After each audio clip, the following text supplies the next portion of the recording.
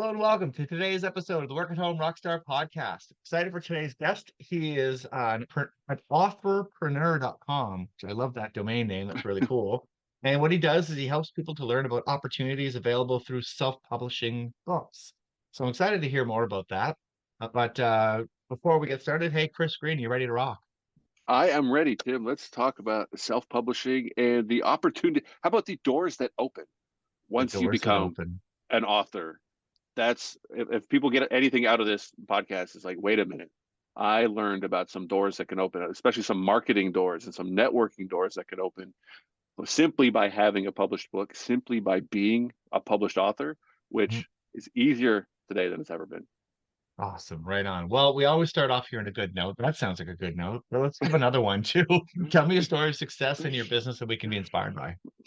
So my first book that I published, I've since called it like a self-defense book. And I recommend to people, if you want, like maybe you have a self-defense book in you because you're answering the same questions over and over. It's like, hey, for Pete's sakes, just go read my book.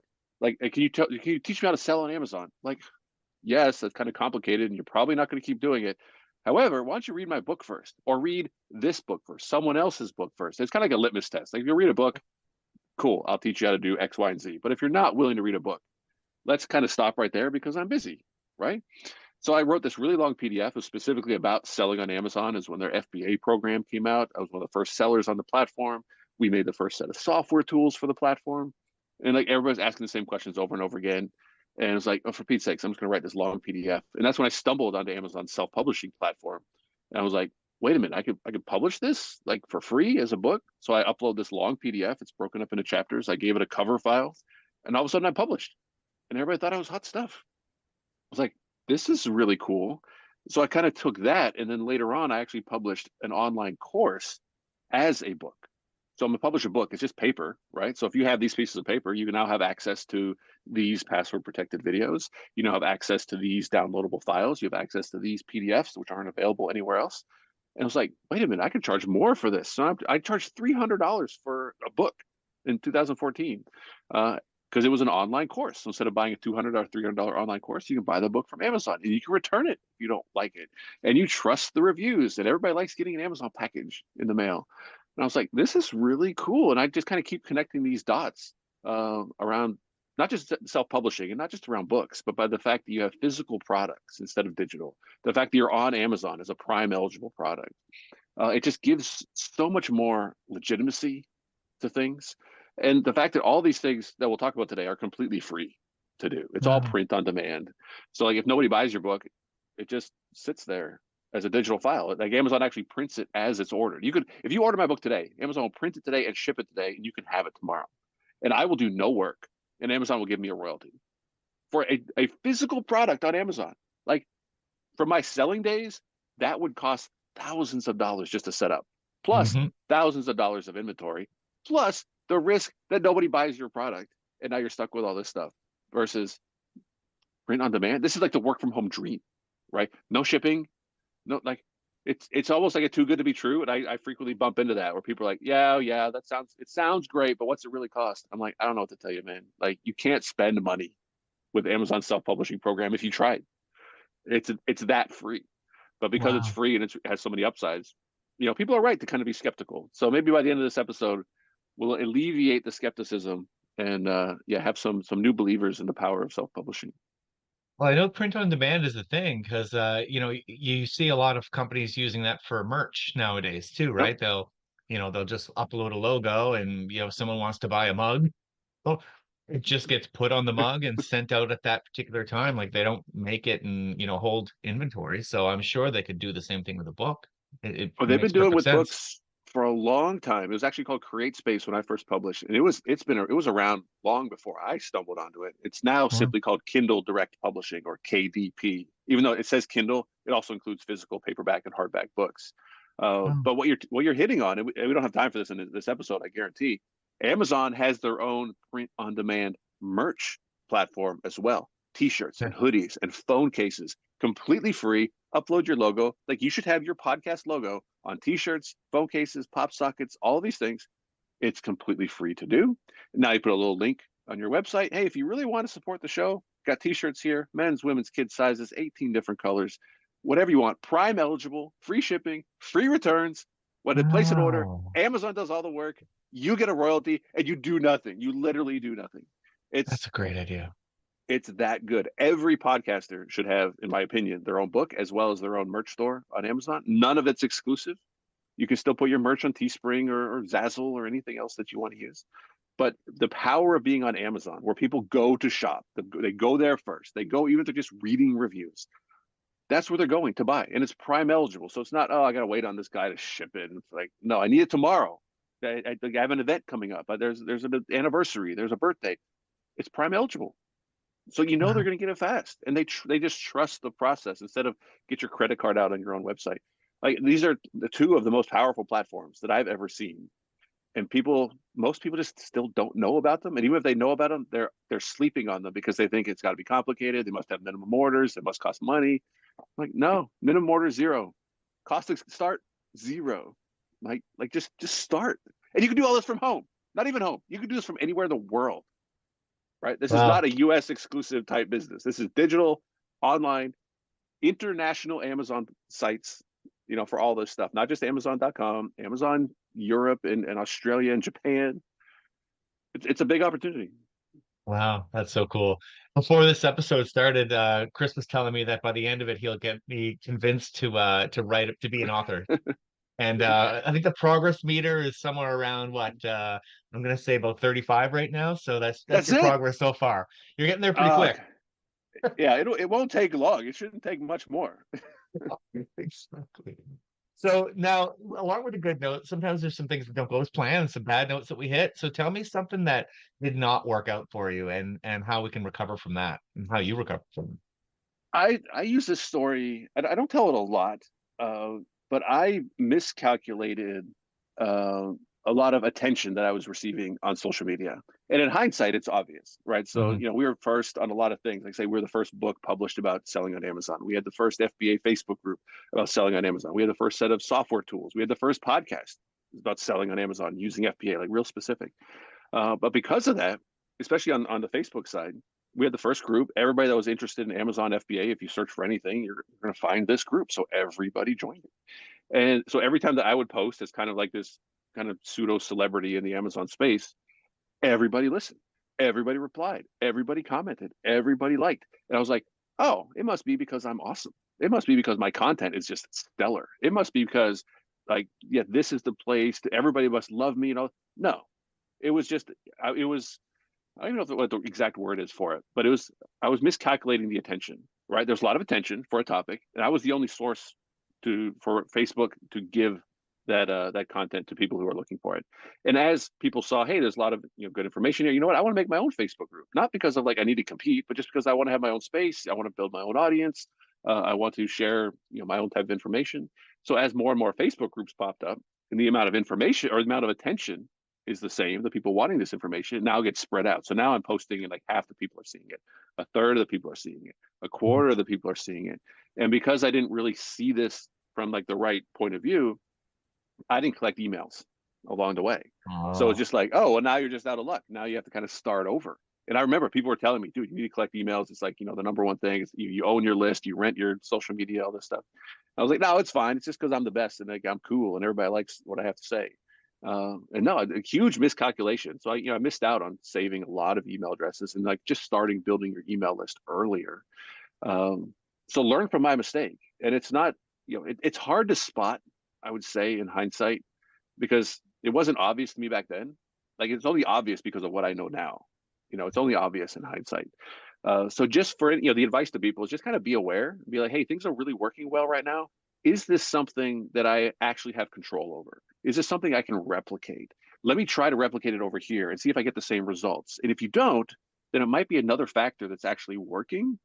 And it could be something as dumb as luck, right? Sometimes you just get lucky and you're like, whoa, this is great.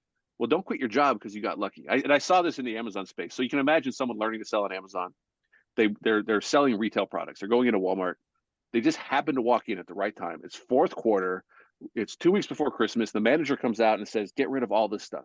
Forget 2 weeks. It's the beginning of the month. It's got a huge markdown budget. he writes everything 90% off. Get this stuff out of here. I got a new display coming in, and you just happen to be there, and you buy all this stuff 90% off. You sell it on Amazon. You make a quick 10 grand.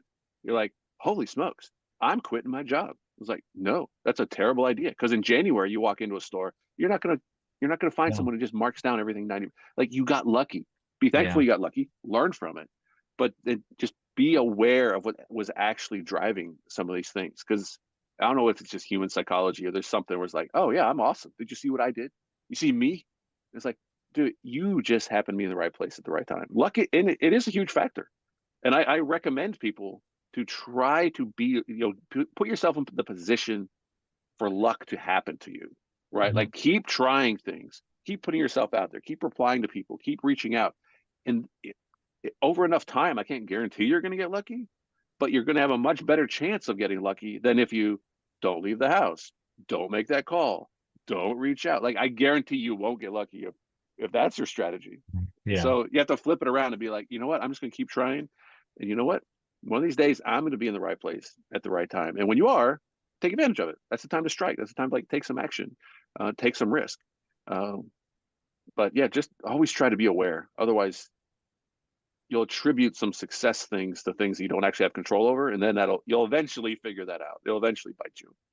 Yeah. Yeah. And recognize the patterns as well, too, right? I mean, if you got Sure. lucky on that one thing and you made a whole bunch of money, but then you haven't been able to replicate it yet, Yeah. maybe you shouldn't bank on it happening again. Yeah. I think that's actually really good advice, because I do know that a lot of people that I know, even in my own network, they get this great deal that's just not replicatable. I mean, just because somebody was looking to get rid of something, and they ended up selling it to you for a great price, that doesn't mean that you can bank on that and keep on getting that same price. Probably you're not going to get it again. Just you're right. I mean, there's a lot of luck. But like you Huge say, lesson learned. if you are banking on that luck happening, well, then over time, I imagine there will be some patterns that will emerge, that, oh, every few months I do get this lucky deal. That's not something to probably live off of. Maybe it is, depending on how big your ticket item is. No, Right. but you can learn from the patterns, right? Hmm. So like a lot of people don't realize, and I worked in retail for a while, so like there's things that I know that most people don't know, and once you Hmm. explain it to them, they're like, oh, that makes sense. And one of Yeah. them is generally big retail stores. The managers get a markdown budget. Usually comes from their corporate office. So like, here's $10,000. You can do whatever you want with it to help them mark down inventory specific to their store. It might be out of season. It might be overstock. It might be Yeah. they're just having trouble getting rid of it, but generally they get that budget at the beginning of the month. So if you have any type of relationship where you're like, hey, I'm consistently buying from the store to resell online, like, talk to the manager, but talk to them at the beginning of the month and talk to him in his language, right? Say like, hey, if you have a markdown budget, like, I'm interested in these, but like, they're only 50% off. I really can't do anything. If they were down to like 75, I would take all of them. I would solve your problem. I would clear out this end cap. I would give you room for your new seasonal products.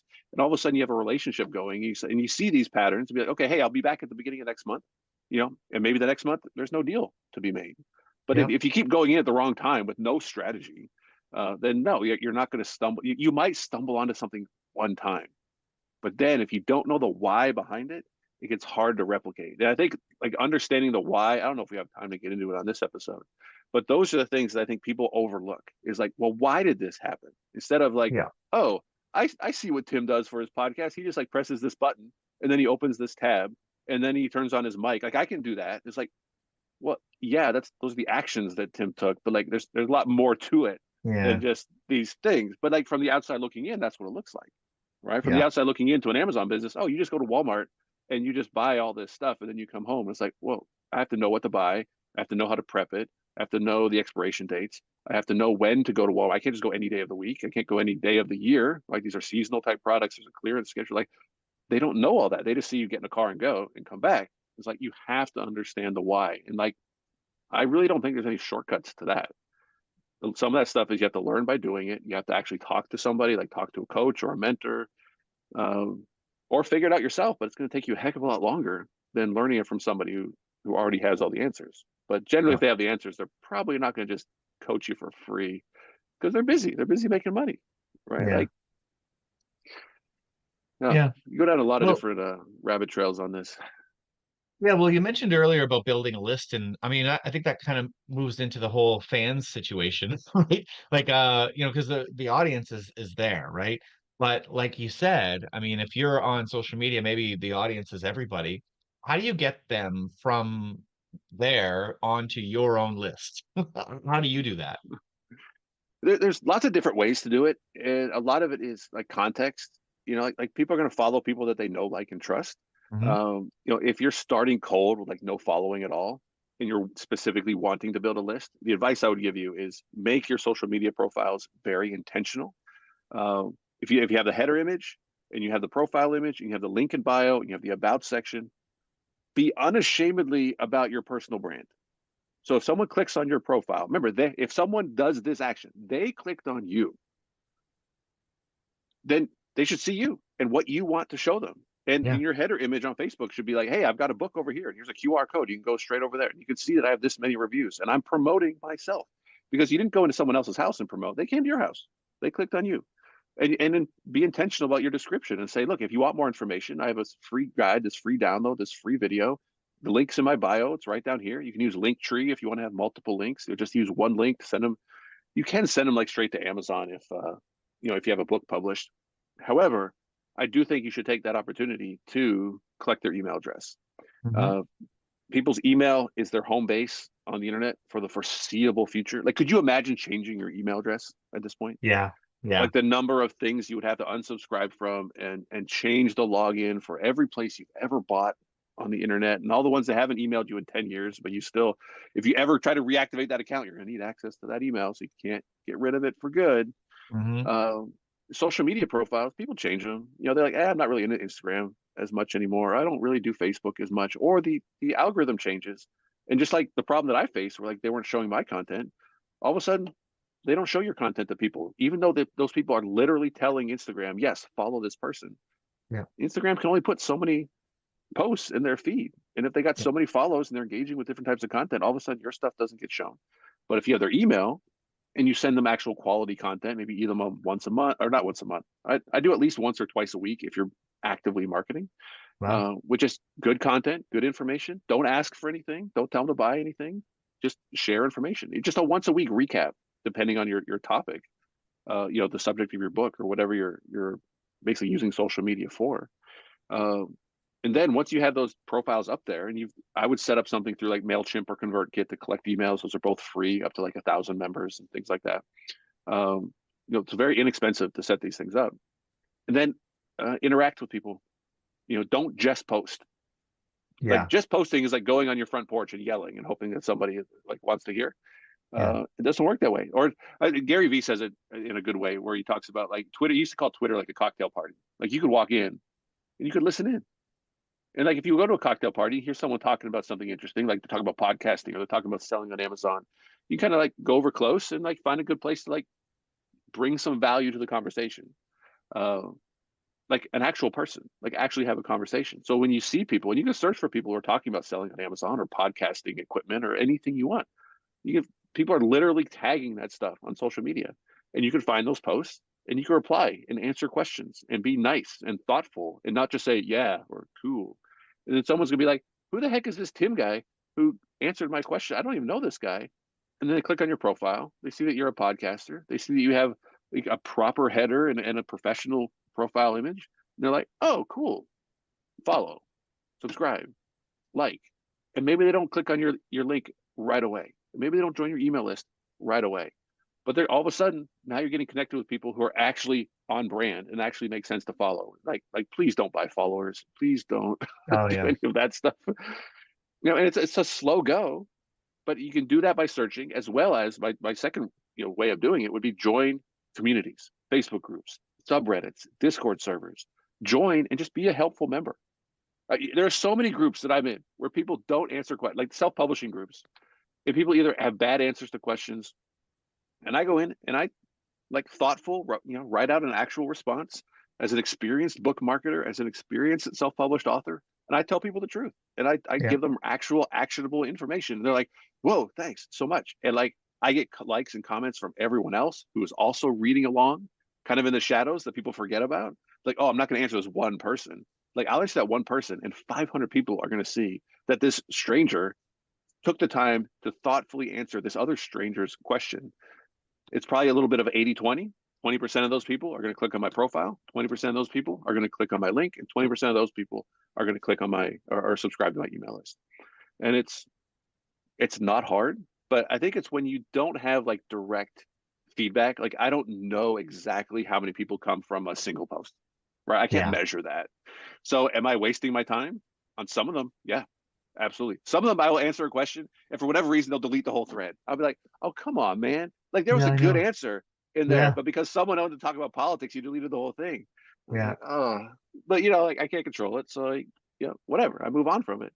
But anybody can do that. You can join a gardening group, a hiking group, or like just join these groups that are related to your subject matter, your topic, your book, if you're going down the book route. But I mean, whatever you're into, if that's the type of audience you want to build, that's how you build it on social Yeah. media. And then I know I'm giving you a long answer to this, but this is the last part of it. Reach out to people who blog about your subject. Reach out to podcasters who have podcasts about your subject. Reach out to YouTubers who make videos about your subject. Like, yeah, I use the example of you're a podcaster, right? I'm guessing there are some times you're like, oh, shoot, my guest dropped out. I need a guest. And you're kind of scrambling. If you had like someone who's like, hey, this is who I am. This is what I do. I'd be happy to come on your podcast. If you ever need somebody, just let me know.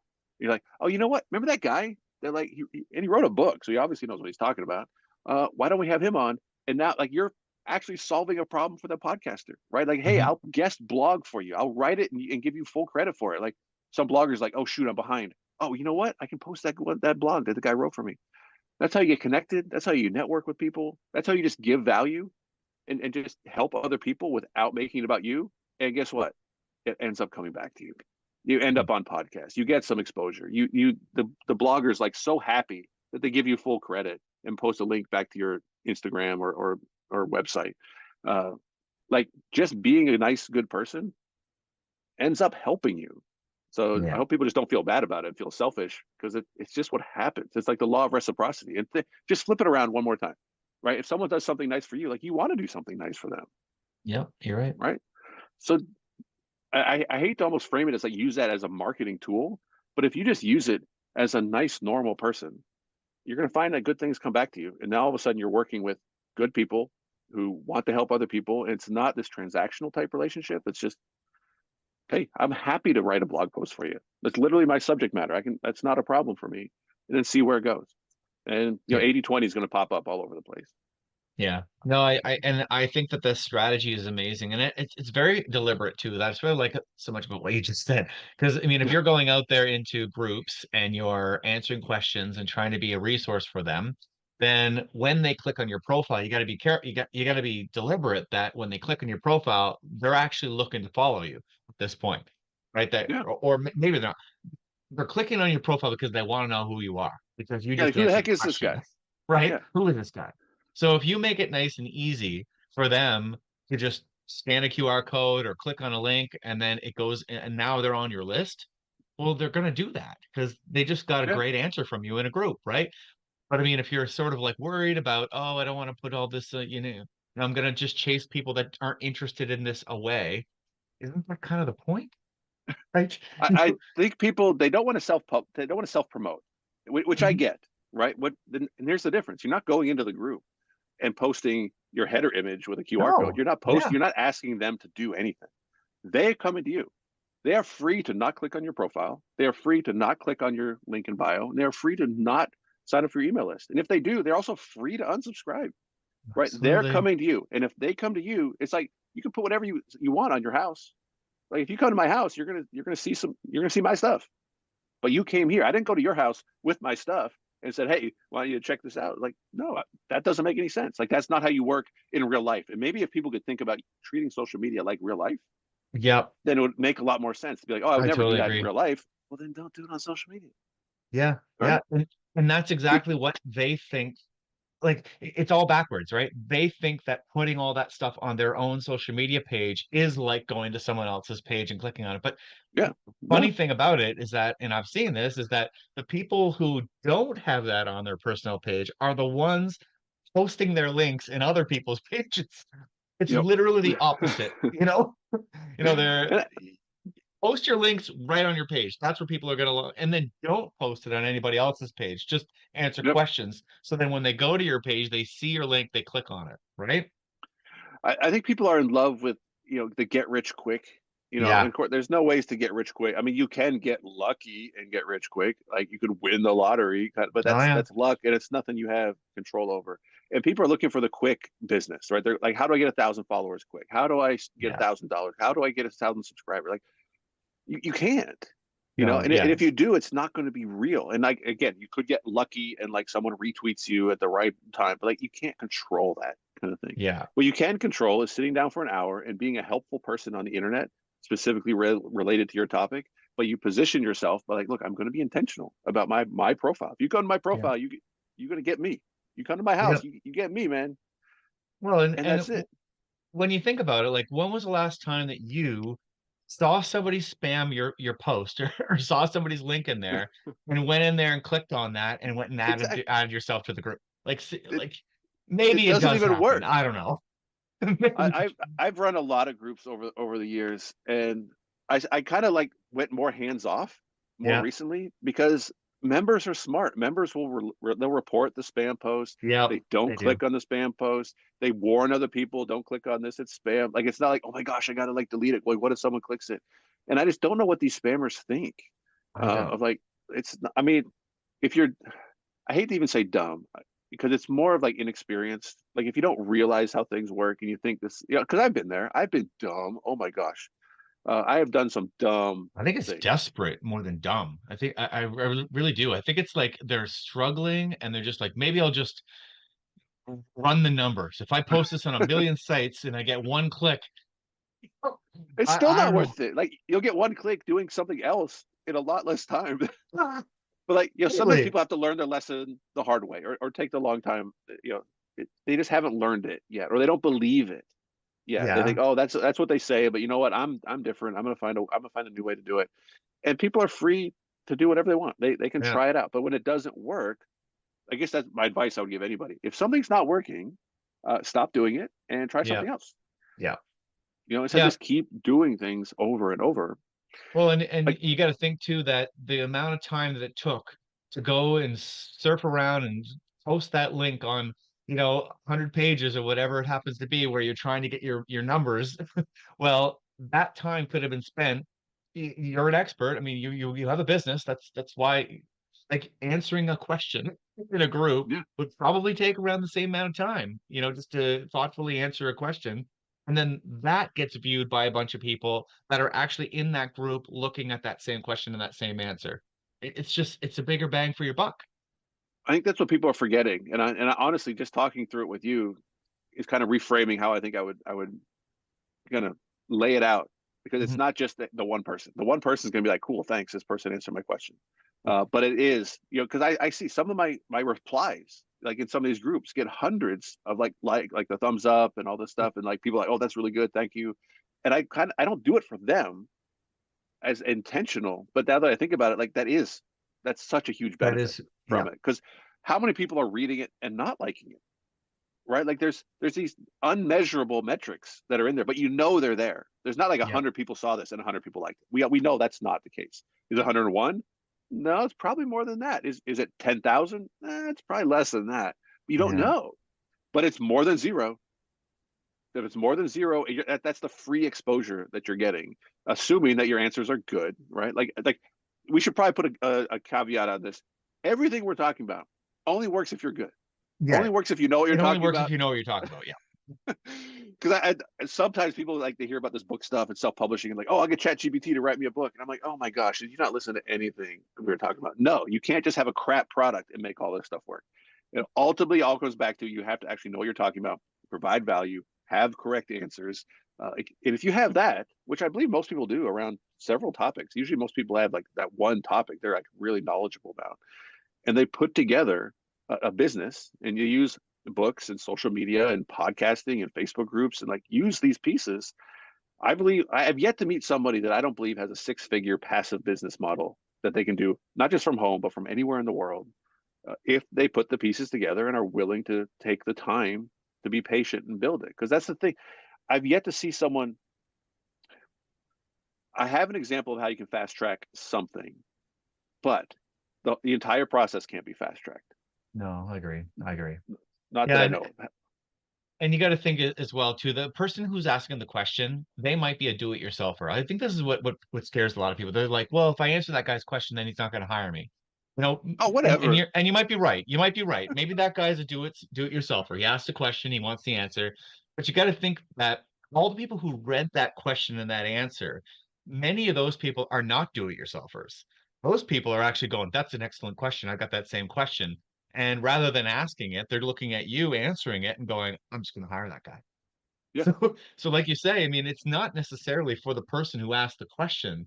It's for everybody else who's watching this and going, this guy knows what he's talking about. I'm going to hire him. Right. Yeah. No, Yeah. 80/20 shows up everywhere. And it might be 80% of the people are going to be do it yourself and 20%. Like if you're on Facebook looking for answers, sometimes I think, am I wasting my time here? Is this where like I'm actually going to find clients? And arguably, I probably could find more clients on LinkedIn. And I've actually been trying to be more intentional. Like if you've Yeah. already written a book and you need help marketing, I am the guy that you should talk to. Yeah. If you're thinking about writing a book, I can certainly help you and point you in the right direction for self-publishing. However, if you are not good at Word and you really can't write very well, and you could hire someone else to help you with that part, Yeah. right? You Like can that's hire a not where I can ghostwriter. best serve people. But I can point you in the right direction. But like I've helped people. I don't know how many people I've helped. I mean, probably over 50, like hands-on get their book published. I know what it takes. I've seen some clients that like, oh my gosh, what am I doing? Like they should hire someone else who's just like a little Word, magician. Like I'm good at Word, but I'm not a magician with it, right? And there, you can find a Word magician on Fiverr for like $10 an hour. Yeah. So, depending on what you need. So I do try to, like, Facebook is where I go to kind of encourage people to say, yes, the opportunity is there. And then LinkedIn is where, hey, you've got a book, it's your business card. You want to use it for marketing, but you're an author and you're a financial expert, but you're not a marketer. I'm like, yeah, Mhm. you should talk to me because I'm a marketer, and I would say even more specifically, I'm a book marketer. If you want to market yourself with a book, yeah, there's no one better to talk to. I guess that sounds a little arrogant, but I've done this for. If there's someone better, I want to meet them so that I can talk with them. I would love to learn more. Introduce you. Yeah. So, well, speaking of which, so let's talk a little bit about how you get the information that you have now. Like, where did you learn these things? Do you hire people? Do you hire coaches? Do you have mentors? And like, how did you get to where you are? I did a lot of kind of trial and error and experimenting and just kind of following. I hate to say my passion, but it was just like things that I was interested in. Like the internet, like allows you to follow as many little rabbit trails as you want. Yeah. So I originally got into eBay.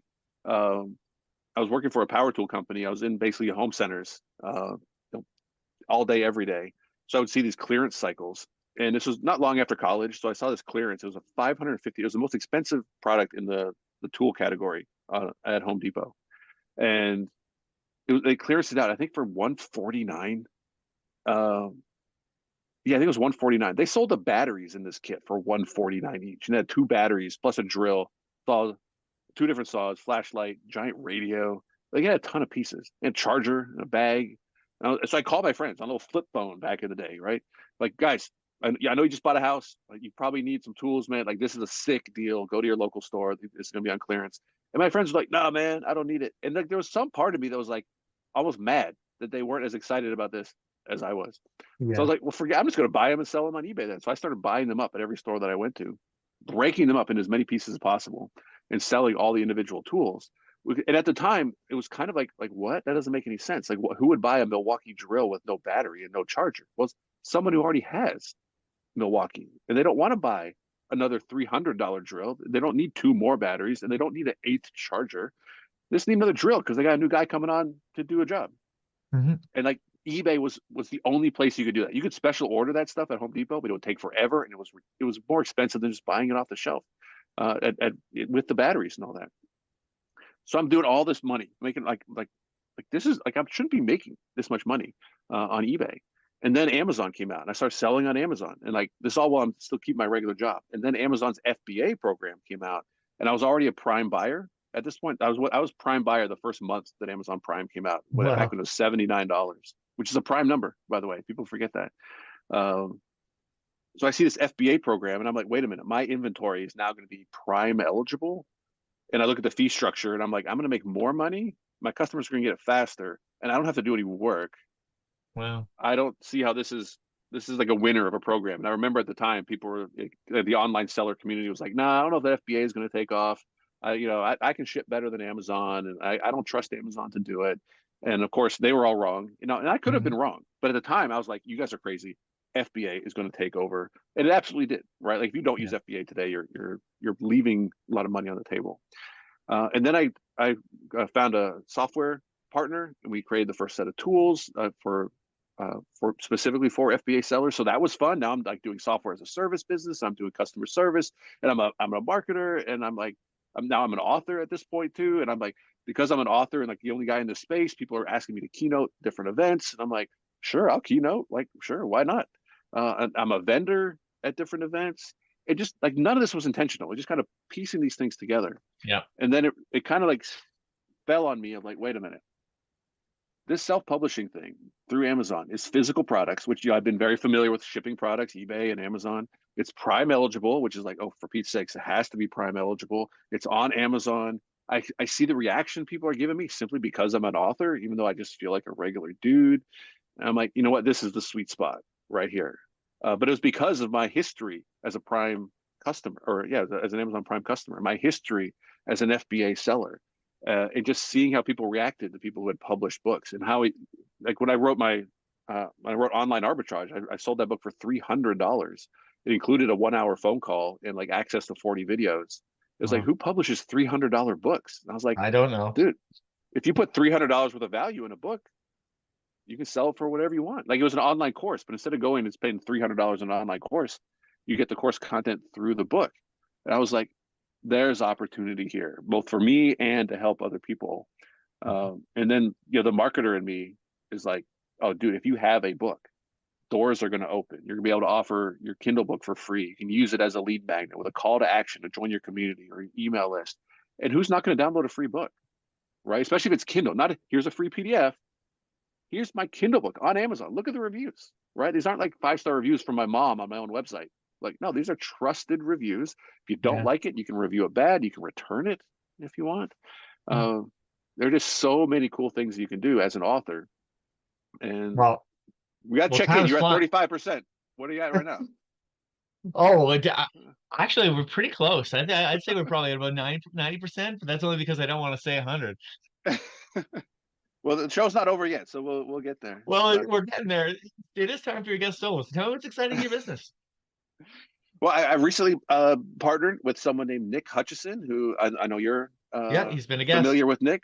So yeah, some of your listeners will maybe remember Nick's episode. So he actually lives really close to me. So we've met up, we partnered up on Authorpreneur, and it's combining self-publishing with marketing and just becoming an author and using it in your business. So as an author and as an entrepreneur, he's excited about it. I'm excited about it. You can probably hear it in my voice. Like I love talking about this stuff. It is just such a wide open, like blue ocean. Like if you publish your own book, you're not competing with anybody, right? It's you and your book, and people are going to look at you different. They're going to treat you different. If they're looking at like, hey, should we hire this guy to speak or this guy to speak? Well, this guy literally wrote the book. Like just because of that. Now, again, your book has to actually be good, but it is easy. The minimum page count is 24, right? That's 12 pieces of paper in order to be on Amazon. I recommend writing more than that, but it doesn't cost money. It doesn't have to be like the most perfect book in the world. I recommend to people to write a top 10 book, like top 10 things you should know before starting your own podcast. Oh, I love it. I'm guessing you could write that in an afternoon. Probably. Right? I could not. I could Google, I could go talk to people, right? I could research it. But like, even if I did, that's not my jam, right? Like, hey, I wrote this book about podcasting. Are you literally a podcaster? Like, no. Well, like, it doesn't matter. Like, I have nothing to back up on the back end. But if you wrote that book and now it's on Amazon for $9.99 and your Kindle book is, I would make the Kindle book $9.99 too. You can give away your Kindle book. And the book says, hey, if you want more information, join my email list, join my free Facebook group, join my whatever, follow me on social media, join my email list, and I will send you a bonus chapter or a private welcome video or whatever it might be. And now you have something to give away at the end of every one of your episodes. Like those are the types of books, top 10 things you should know before doing what? most people can answer that for their specific, vocation, their level of expertise, their profession. And if you can do that, you can write a book, and you can be on Okay. Amazon, and you can open up all the marketing doors that are simply not available. Doesn't matter how much money you got. If you don't have a book, you can't open the certain marketing doors. You'll get on stages. You'll get on, you can book yourself on so many podcasts simply by having a book. The podcaster will be like, oh, like the host, oh, this guy's, he wrote a book, and he's saying we can give away 10 copies. Get this guy on, right? And now Wow. you get exposure. And again, you have to be good. You actually have to provide value. You can't just go on and self promote. But it's a fun game to play, and I think it stumps a lot of people because they think they're not allowed. Maybe not allowed isn't the right word, but there's something in them that pushes back when they're making money doing something that they actually like and enjoy and would do anyway, and they would do it Yeah. for free. And they're Yeah. like, they feel they shouldn't make money. And I've narrowed it down Yeah. You're to talking to a musician. exactly.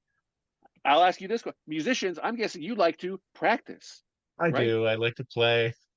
Yeah, like you don't do it just so that you can like get screaming fans and all that stuff. Like you have to do that to like get paid, but like you have to like practicing. If you don't like practicing, you're not going to get good enough to perform.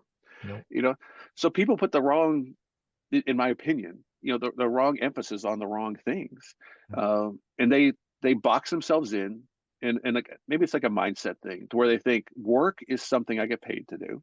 Yeah. I don't like it. If I wasn't getting paid, I wouldn't go. And the stuff I don't get paid to do is the fun stuff and stuff I want to do. Uh, but like great musicians, people will pay to see you, to do stuff that you like doing and enjoy. And you're like, it's cool, guys. I mean, like, I appreciate you guys paying me, but like, I would do this anyway. But you have to be like, look, yeah, but I also have to pay myself. I also have to pay the bills so I Yeah. can continue to do this. So I've seen it kind of spin in people's heads, and it makes them not take action. It Yeah. overwhelms them with options and choice. And, that's where I think they should look out for a coach or a mentor or something where they could join a group or community and say, hey, I'm just getting started in this. I've got questions. Hey, you've been a musician for this many years. You've played this many gigs. You've actually made money doing it. I have some questions. Can you kind of walk me through these things? And you'll be able to learn from their experience instead of having to like go through 5 years of doing your own gigs and selling your own merch out of your trunk, trying to make ends meet. They'll be like, oh, this is a better way to do it. And Yeah. if you go in with like an open mind and like a humble attitude, I got to believe a lot of people are more than happy to open up and share their experience around, I guess, a topic that they're also interested in. But you got to kind of humble yourself and put yourself out there. Like I feel people are anxious to help people who are looking for help, and they're trying instead of just asking for answers. And I use this analogy. Sorry if I'm giving you long answers. But if you go overseas, you go to a country where like they probably speak English, but like say Italy, right? Most people in Italy, they speak a little English. But if you just go up to them and expect them to speak English to you as an English speaker, less likely they're really going to want to help. Instead, if you go up there with your English Italian dictionary Mhm. and you're looking and you're trying, they're going to be like, oh, it's cool, man. I speak English, right? Because they see that you're trying. And it's just one of those things. If you have that attitude about you, I think you're going to be a much more attractive person to help, where people are I like, love oh, it. I'm happy to help this guy. Like, I'm happy to help people with this stuff. Yeah. But if they're being lazy, like I'm less inclined, because I feel it's going to be a little waste of time on me as well as on them if they're not actually going to take action anyway. Yep. So Right on. So how do we find you? I'm pretty easy to find. I am Googleable. ChrisGreen.com, Authorpreneur.com. Those are my main jams where I can be found. Um, I specialize in self-publishing and book marketing, as well as I can give advice on anybody that wants to make money. Work on the internet. If they want to work from home. If they want advice about when to quit their job, first I'd say no, don't. If you're asking that question, you're probably not ready. But if that was the question, it would be like, what's the worst case scenario? Can you go Yeah. back? Can you go back and get another job? Like how much more money can you make if you freed up that time, kind of thing. But also, we talked about this at the beginning. Make sure you are responsible for the actions that you're taking, and you're not potentially relying on luck or things that are outside of your control. So Yeah. if you get another 8 hours, can you make twice as much money or 3 times as much money. But a lot of it's like your worst case scenario. Can you go back and get another job? If so, you know, consider taking that risk. But if it's incredibly risky, then no, I would not. Keep your job and just hustle more on your side hustle until it's like a no-brainer. Like, I have to leave. I'm making too much money. So, but everybody can work at home, in my opinion. They agree. have that 6-figure business within them. They just need the structure. And I'm convinced that having a self-published book, it could be a huge. That's the fast track I was mentioning earlier. Nice. If you self-publish a book and become a published author, you can fast track relationships. You can fast track networking. That is the fast track. You still have to write the book, and there's no fast track for that. But for the foreseeable future, published author status is the fast track. Well, Chris, I'm excited because I'm going to be a published author, apparently. I will help you. Dude, just transcribe your top 10 episodes and publish it as a book. Right there, you go. I love to write. I've done a lot of writing. I've got some PDFs, but I didn't realize this whole self-publishing situation that you can publish on demand. That's really cool stuff. KDP.amazon.com. Anybody that has an Amazon account already has a KDP account. They just don't know it. It's easier than people think. It is completely free. And yeah, I hope people get motivated and kind of look for ways to use this in their work from home, business and their plans. I think they will. Thank you so much for rocking out with me today, Chris. This has been a lot of fun. Rock and roll. Woo! Right on. To the listeners, make sure to subscribe, rate, and comment. We'll see you next time with the Work at Home Rockstar Podcast.